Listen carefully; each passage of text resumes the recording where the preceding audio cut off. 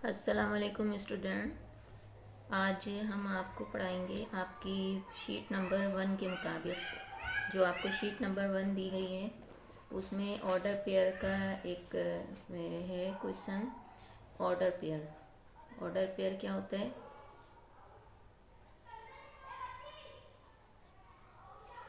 Order pair में एक element होता है ए सेट का और दूसरा एलिमेंट होता है बी सेट का। तो ऑर्डर पेयर में दो एलिमेंट होते हैं, ए और बी। फॉर एग्जांपल, अगर हमारे पास ए सेट है 1 2 और बी सेट है 3 4, तो हम एक मेंबर अगर 1 लें और एक मेंबर ए का लें और दूसरा मेंबर बी का लें, तो ये एक ऑर्डर पेयर, इसको हम ऑर्डर पेयर कहते हैं। एक मेंबर हम ए का लें, दूसरा मेंबर हम 4 ले लें, तो ये ऑर्डर पेयर कहलाते हैं। और इसको हम कहते हैं कार्टेशियन प्रोडक्ट। कार्टेशियन प्रोडक्ट में ए और बी के तरतीब से इस तरह ऑर्डर पेयर बनते हैं कि 1 के साथ, फर्स्ट एलिमेंट के साथ पहले हम बी का लेंगे फर्स्ट एलिमेंट, फिर हम फर्स्ट के साथ बी का लेंगे सेकंड, फिर हम सेकंड के साथ बी का लेंगे फर्स्ट, फिर सेकंड के साथ बी का लेंगे सेकंड। तो इस तरह से इसको हम कहते हैं कार्टेशियन प्रोडक्ट या ए क्रॉस बी का सेट। इसमें 4 हमारे पास ऑर्डर पेयर आ जाएंगे। अब ऑर्डर पेयर जैसा कि अपने नाम से जाहिर है, उसमें तरतीब यानी ऑर्डर अहम है। यानी दो ऑर्डर पेयर कब इक्वल होंगे? एक ऑर्डर पेयर 1 3 मिसाल के तौर पे हम ले लेते हैं, वो 1 3 के ही इक्वल होगा। यानी अगर एक ऑर्डर पेयर 1 3 हो और दूसरा ऑर्डर पेयर 3 1 हो, तो ये दोनों ऑर्डर पेयर इक्वल नहीं हैं, क्योंकि इसमें तरतीब है तो वही मेंबर, लेकिन इसमें तरतीब जो है वो ए का, इसमें ए का मेंबर 1 है और इसमें 3 बी का पहले आ गया, तो इसकी तरतीब बदल गई है, इसलिए ये ऑर्डर पेयर इक्वल नहीं है। ऑर्डर पेयर इक्वल होने की शर्त ये होती है कि फर्स्ट एलिमेंट के इक्वल हो और सेकंड एलिमेंट के इक्वल हो। अब हम जब ग्राफ बनाते हैं तो ग्राफ में आप देखें, ये आपकी बुक है, इसमें आप देख सकते हैं ग्राफ।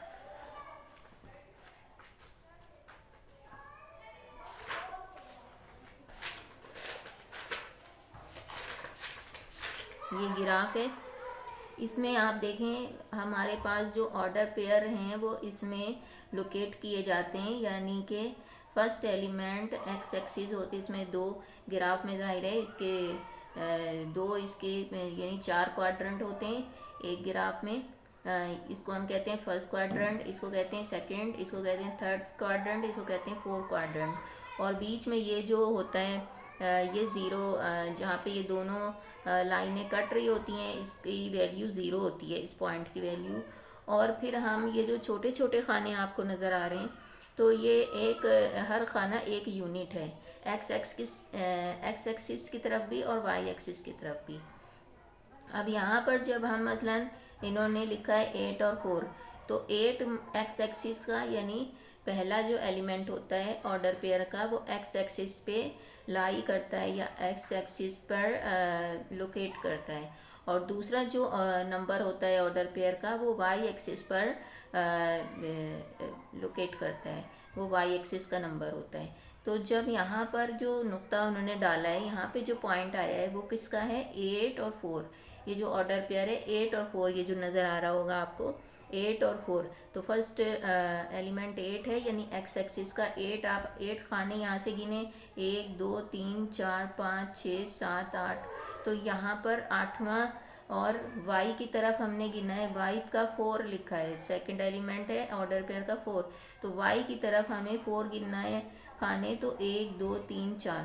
तो इस तरह हर खाना एक जो स्क्वायर है छोटा सा एक खाना, वो एक यूनिट को शो करता है। तो इस तरह से ये हमारे पास ये 8वां और ये ऊपर वाई एक्सिस की तरफ 4, ये दोनों लाइनें मिल रही हैं, जहाँ पर यहाँ पर ये ऑर्डर पेयर हमारा 8 और 4 आ गया। अब हमने यहाँ पर आप देखें, अगर हमारे पास इस तरह से क्वेश्चन आ जाए कि x की वैल्यू फाइंड करें या मसलन y की वैल्यू फाइंड करें, ये इसमें क्वेश्चन है। यहाँ पर आप देखें,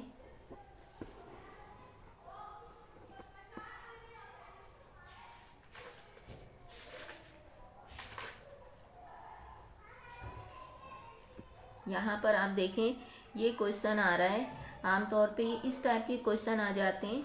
ये हम लिख लेते हैं यहाँ पर, इफ x प्लस 2, और ये बीच में कॉमा होता है, फर्स्ट एलिमेंट के बाद बीच में कॉमा होता है, और ये इस तरह एक ऑर्डर पेयर बना हुआ है और दूसरा ऑर्डर पेयर इस तरह बना है 2x और कॉमा और y। यानी हमारे पास दो ऑर्डर पेयर इक्वल हमने बताया कब होते हैं, जब उनका फर्स्ट एलिमेंट दूसरे के फर्स्ट एलिमेंट और पहले के सेकंड एलिमेंट दूसरे का सेकंड एलिमेंट के इक्वल हो। तो अब यहाँ पर दो ऑर्डर पेयर उन्होंने बनाए हुए हैं और वो कह रहे हैं कि find the value of x and y। If यानी इफ़ ये एक ऑर्डर पेयर ये है और एक ऑर्डर पेयर ये है, और ये दोनों वो कह रहे हैं इक्वल हैं, यहाँ इक्वल का साइन लगा हुआ है। तो वो कह रहे हैं कि then find x and y, find the value of x and y। इसमें दो वेरिएबल आ रहे हैं, इसमें भी, यहाँ भी दो वेरिएबल आ रहे हैं। तो हमें यहाँ पर ये इक्वेशन बनेगी x प्लस, यहाँ पर कॉमा है, जाहिर है हमें पता है कि फर्स्ट एलिमेंट a होता है यानी a सेट का होता है और सेकंड एलिमेंट b सेट का होता है, या यूँ समझ लें कि फर्स्ट एलिमेंट x एक्सिस का होता है और b एलिमेंट यानी दूसरा एलिमेंट वो y एक्सिस का होता है। तो हम एक ऑर्डर पेयर को a b लिखते हैं, यानी ये a होता है ये b होता है, ये इस फर्स्ट एलिमेंट को a कहते हैं, सेकंड एलिमेंट को b कहते हैं।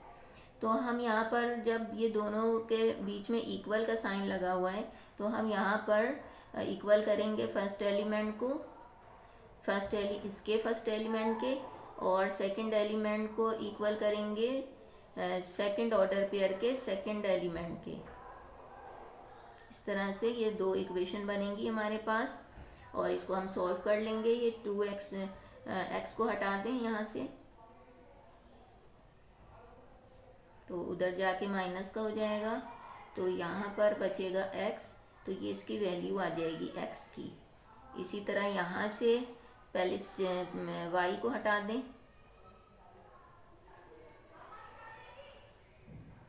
और इधर 6 को उधर ले जाएं तो ये प्लस का हो जाएगा, y इधर आएगा तो माइनस का हो जाएगा क्योंकि यहाँ पर प्लस का है।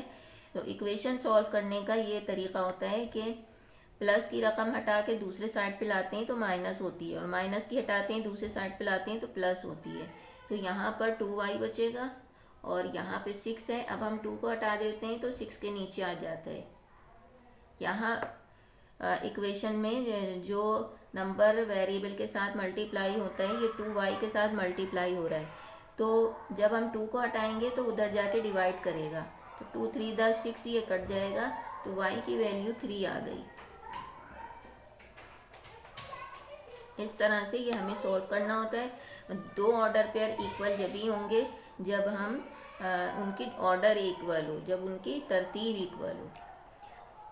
अब इस तरह के क्वेश्चन आ जाते हैं तो आप इक्वेशन बना के फर्स्ट एलिमेंट को इक्वल रखेंगे फर्स्ट एलिमेंट के, सेकंड एलिमेंट को इक्वल रखेंगे सेकंड एलिमेंट के, तो ये आपके पास x और y की वैल्यू निकल आएगी।